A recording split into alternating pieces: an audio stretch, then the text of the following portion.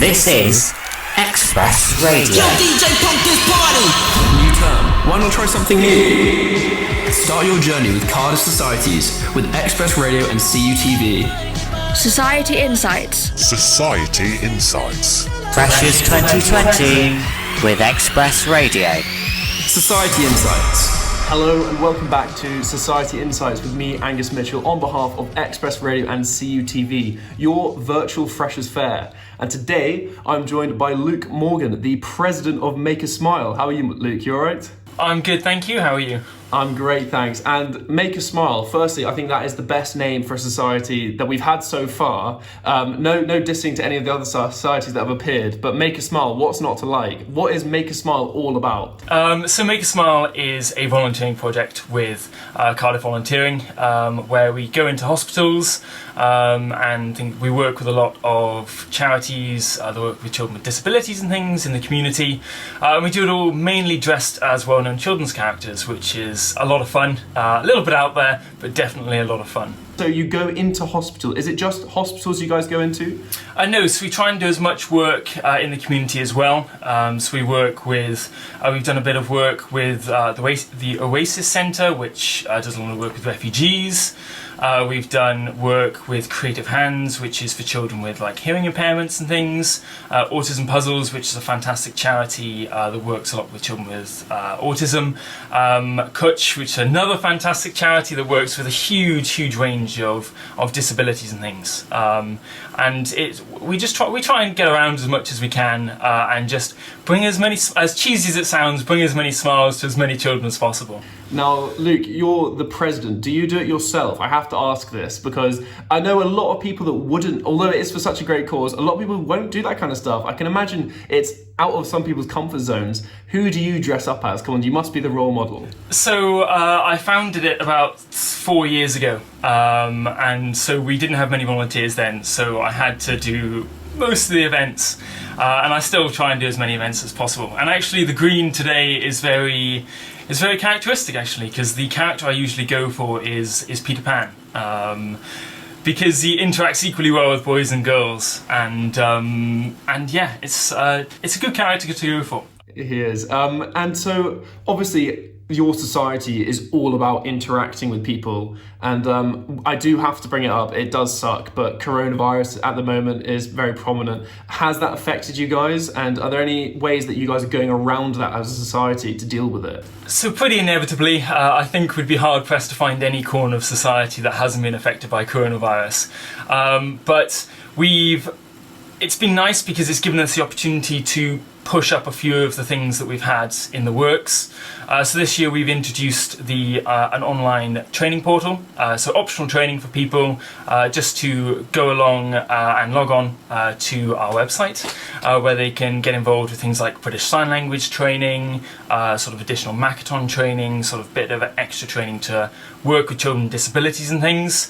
In terms of actual events and stuff, through the website again, we've actually introduced a live video call portal. So we're advertising that within the Children's Hospital and with our usual contacts. We've already got some events booked in, which is great, and then we've got so there are the children in the hospital who obviously now aren't having as many activities, and it's a bit tough for them as well. So they can book a 15-minute call with a character, a Zoom call, and still have those really important interactions. Yeah. Well, that's great to hear. It sounds like you guys have organised a lot around the coronavirus incident. And with regards to training you mentioned earlier, so that's access on the website. Is that just makeasmile.com, or how do people find that website? So the website is www.makeasmile.org.uk. So organisation.uk, org.uk, and yeah, there's loads of pictures, some great ones in my Peter Pan costume. I might have to check that out. And yeah, that's the website. Are there particular things that you're looking for in a person to get involved with Make a Smile? I mean, we try and be as flexible as possible. So while a lot of the things we do are in costume, we do have opportunities out of costume. We've got opportunities sort of working behind the scenes as well. So we try and be completely flexible. There's no minimum standard on volunteers where we say, oh, you have to dedicate this number of hours a week or a month or anything. It's completely flexible in that sense. And there's something for anyone. The number of projects we've got and little virtual things we're doing, I guarantee there'll be something for everyone. But really, as you sort of said, it does take, it's not for everyone. It is difficult to sort of take that first step and attend that first event. I mean, I've been doing it for far too many years now, and I still get nervous before every event I do. So we find a lot of our volunteers, will love it, love the idea, but then they might just get a little bit nervous, which is absolutely fine. And to those sort of people, I'd say, just throw yourself into it. Just understand that everyone gets nervous, but I guarantee after the first 10 minutes, walking through the door, a child sees you as like that idol from across the room, screams your name, comes running over, jumps into your arms, and all those nerves, everything like that just disappears. That's great. And with regards to the costumes themselves, do the members of your society, do they need to get that themselves, or do you guys have a big box where you can kind of offer different costumes? So I'll always joke that I have far too many dresses in my bedroom for a straight 23-year-old male, which you can actually see at the corner of my... I can see it in the corner. Yeah, so that is the central Make a Smile wardrobe. So they are huge. Frankly, it's a huge wardrobe full of every costume for a child's character you could possibly care to name, including different sizes and things, and volunteers are completely free to use those. We clean them, steam them, and sort of make sure the volunteers have those before the events, and then they get returned afterwards. Yeah. That cleaning process, I can imagine, is that more important now, you'd say, with everything going on? Definitely, yep. So every time the costumes leave and then come back again, they get steamed just in case. Got a pair of gloves, the works. Yeah. Yeah. And with regards to coronavirus restrictions on the actual interactions with the kids, are those interactions still happening, or is it all online? They are still happening to some extent. We are confident that around Christmas, just after Christmas, we'll be having it very much in-person events again. We were due, just before Caerphilly went into local lockdown, we were due to have another in-person event at a soft play centre with Autism Puzzles, but unfortunately Caerphilly went into local lockdown about 3 days beforehand, which was heartbreaking, but we're quietly confident that they will return sooner than expected, yeah. For Cardiff students that want to get involved with you guys, how would they go about that? Is there a Facebook that they should join, or what would you say? Anyway, we will always take as many volunteers as we can get our hands on. There's always things for volunteers to do. So they can drop us an email, which is admin@makeasmile.org.uk. They can send a message to our Facebook page, which is Make a Smile Cardiff. Or on the Cardiff Students website under Cardiff Volunteering, they should find Make a Smile, and they can sign up through there as well.